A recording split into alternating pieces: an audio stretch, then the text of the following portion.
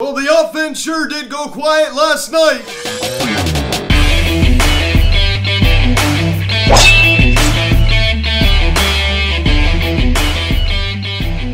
Yo, what is going on, everybody? Welcome to the Phillies Stats 2 video cast recapping last night's game between the Philadelphia Phillies and the Los Angeles Dodgers as the Phillies lose 3-1 to the Dodgers as they drop the first game of this three-game set. And other than the RBI singled by Bryce Harper in the top of the first inning, this offense was just absolutely silent. Now, guys, before getting into this video, please subscribe if you haven't done yet. Please notification bell. Please like this video, comment on this video, share this video, and let's get into this. So, like I talked about, the Bryce Harper RBI single was the only scoring in last night's ball game, and let me be clear, we had our opportunities to get more. I mean, there's no question about that. The lack of fundamentals comes back and haunts this Phillies team again. I've never seen a team. I've seen we've been, playing pretty good baseball recently. But last night, I tell you what, I mean, we just leave so many runners in scoring position. We fail to get that big hit, and we fail to just do the simplest things of hitting a sacrifice fly, of hitting an RBI ground out. I mean, just the little things to score runs. And is it the most exciting way to win ball games? No, it is not. But that's how you win games. That's how you score runs. So scoring runs leads to wins. It does. So any way you can manufacture runs. I mean, this Phillies team does not do a good job of manufacturing runs. It does not. So we pick up the scoring summary in the top of the first inning. Bryce Harper. He singles on a sharp line drive to right field. Herrera comes around to score, and it's now 1-0 Phillies lead. So we all know that Bryce Harper's RBI total is pretty low this year. So gets his 18th RBI right there. That's good. That's good for Harp. It really is. I mean, he needs to get that RBI total up there. All 8 of his home runs have all been solo shots, so everything counts for him right now. So a second and third situation, Hart comes through. He's good with ducks on the pond. And Rhys Hoskins comes up. I mean, that was in a first and third one-out situation. He hits a weak pop-up into shallow center field. It's just like, and I couldn't get the job done. Gene Segura could not score on that. So we fail. It goes back to my point. We fail to get the job done again. So we got one run out of inning. We had an outbound batting, bases loaded, 2 out after a good walk by Andrew McCutchen. And what does he do? He strikes out. So that was extremely frustrating. Then in the bottom of the fourth inning, Will Smith. He homers on a fly ball to left center field. A 2-run shot scores Lux. And the Dodgers now take a 2-1 lead. So it seemed like Spencer Howard, his stuff was going good. The 12-6 in the dirt. The changeup also looked good. Spencer Howard's stuff was lively last night. It was lively. It really does. And this goes back to my point. Here we go. He's good for the first 3-4 innings, and then he just hits a wall. He just hits a wall. That is a big problem for Spencer Howard. It really is. It is a big problem. But let me just say, this umpire did not help us at all last night. He did not.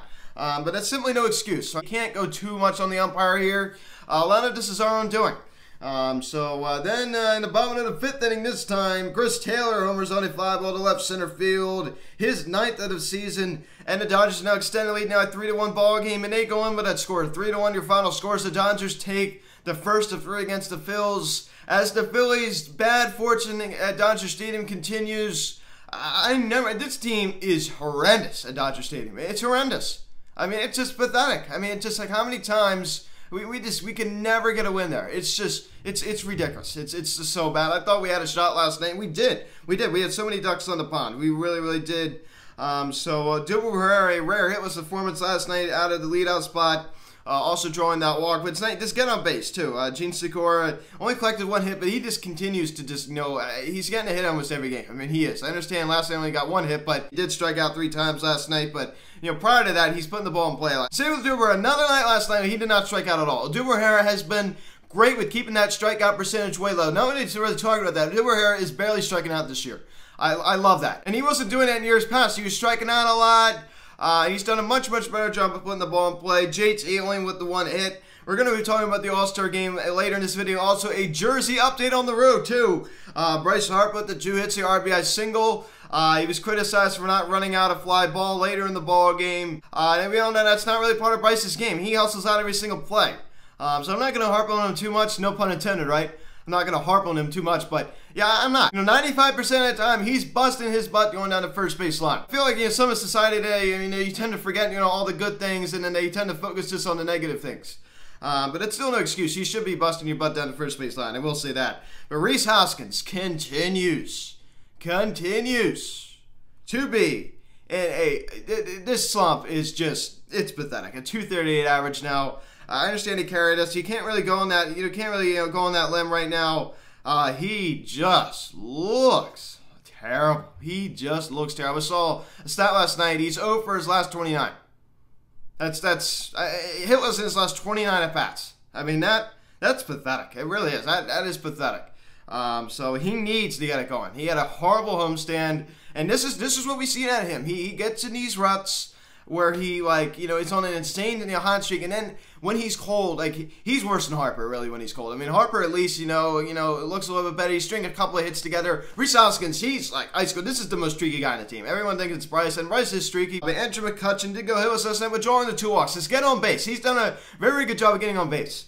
So just get on base. Alec Bohm only 1 hit last night, but I'm hoping that he doesn't go back to his old ways, now batting .225. Bernardo Torres, he's been great at shortstop for the Phillies this year with another hit, and Didi Gregorius, I mean, who knows when he's coming back? He was on a rehab assignment, down Lehigh Valley, and it seems like he's had a bit of a setback.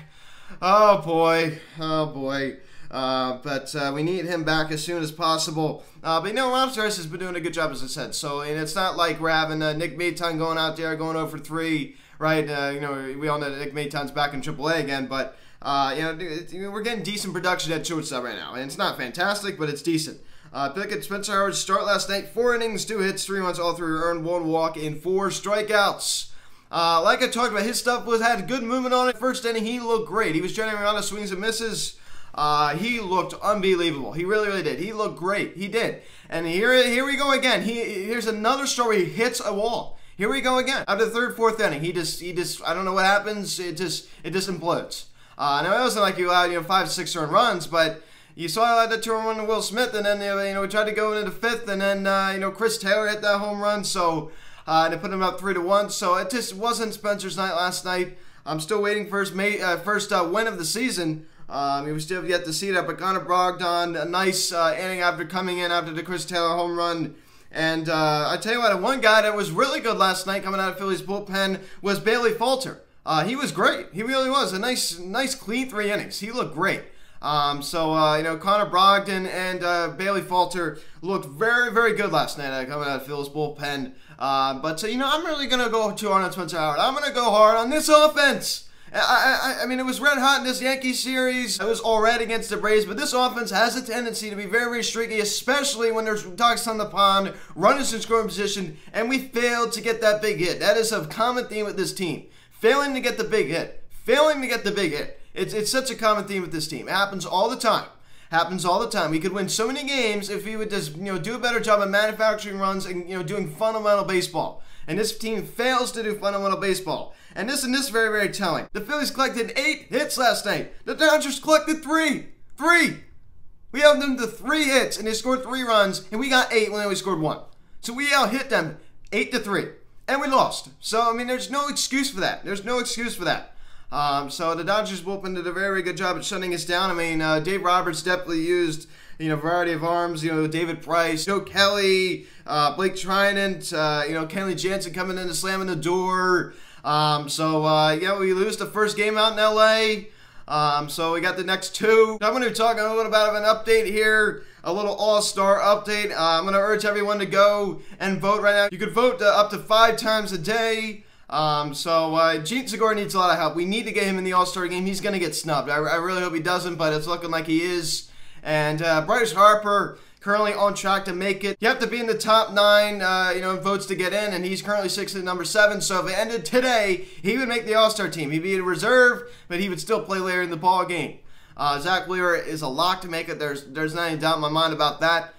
He's definitely going to make it. JT Realmuto, he's going to get snubbed. I really hope he does. I understand Buster Posey deserves to start, but how in the world does Wilson Contreras and Yadier Molina, get more votes than JT Realmuto? That is absurd. JT should be the backup. He should be the backup. It's ridiculous. It's totally ridiculous. JT deserves to be in the All-Star game. It is ridiculous, and so does Gene Segura. It's so absurd. This voting, some of it's just ridiculous. It's just such a popularity contest. And explain to me how Yasmani Grandal out of the American League is hitting 157 deserves to be in the All-Star game. Explain to me how that makes any sense. You know, and you can't really go on a big deal and say, when you're hitting 157, you don't deserve to be in the All-Star game. That's disgusting. That's embarrassing to the sport of baseball. You hit 157, oh, you get to be an All-Star. Yeah, you get to be an All-Star. You hit 157, you get to be an All-Star. JT's hitting 294. You understand batting average is viewed as, you know, not as important as it used to be, but when you're hitting 157, he's not hitting 257, he's hitting 157, that has to be taken into consideration. I mean, 157. You cannot have a guy in the All-Star game who's hitting 157. I mean, come on. That's an embarrassment to the sport. I mean, seriously. That's bad. That is so bad. And yet he has more votes than JT Muto? I mean, come on. Now, I understand the American League catcher's a little bit weaker. You know, Salvador Perez, I understand he's probably going to get that starting nod. I mean, come on. The National League catchers are definitely much better. But that's really sad. That really is sad. Also, some club news. The club has signed he actually played for the Phillies in 2017, outfielder and first baseman Brock Stassi, who was drafted by the Phillies in 2011, so he is back on a minor league contract. Also, some other news. The Phillies are changing it up on the road. We all know that on the road we wear nothing but the gray jerseys all the time. It can get a little old. I know it because I wear, you know, the uniform the Phillies wear that day. So a little thing they're going to be trying out. Apparently they're going to be doing it the rest of the season. So we're going to be seeing it tomorrow night in Los Angeles. They're going to be breaking out the red scarlet spring training jerseys. I'm not really going to call them the spring training jerseys. They're just the red scarlet jerseys. If you all remember in 2016, 2017, home games during the week, they would wear these red jerseys. So they stopped doing 2018 because they replaced them with the baby blues. If you all remember 2018 when they brought back the baby blues, they would wear them on Friday home games. And 2019, they changed that to Thursday home games, which I think makes more sense as Throwback Thursday. So it replaced the red scarlet jersey. So now we're going to be wearing these on the road. And guess who was instrumental about doing this? Bryce Harper.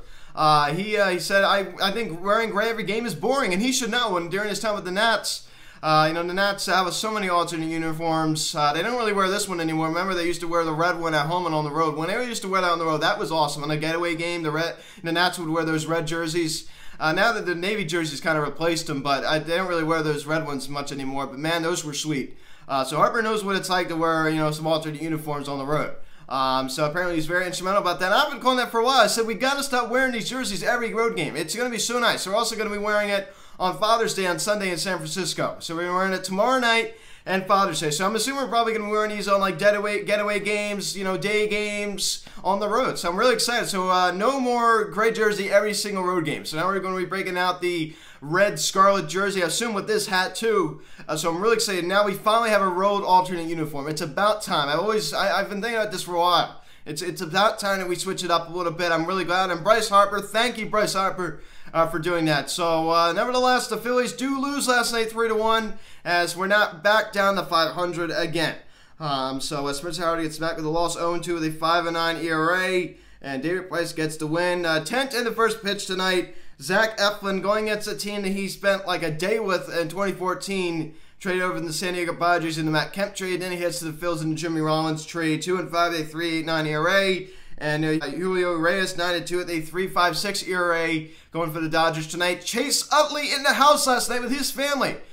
Two teams that he played with, the only two teams that he played with, the Dodgers and the Phils. You know, the Phils he spent 13 years with. So Chase Utley in the house. It was so nice to see him there. Memories with both teams. I mean, he made it to 2 World Series with the Dodgers, you know, a couple deep playoff runs, but of course he's a Philly in my heart, right? I think we all know it.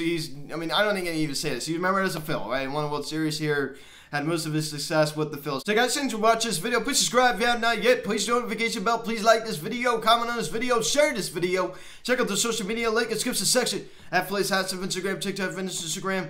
Call or text 267-225-3392. Email me, phillieshatsevent@gmail.com. 10 in the first pitch at Philly Reyes. So guys, thanks for watching. I'm Luke, and I'll talk to you later. Let's go, Phillies. I'll see you.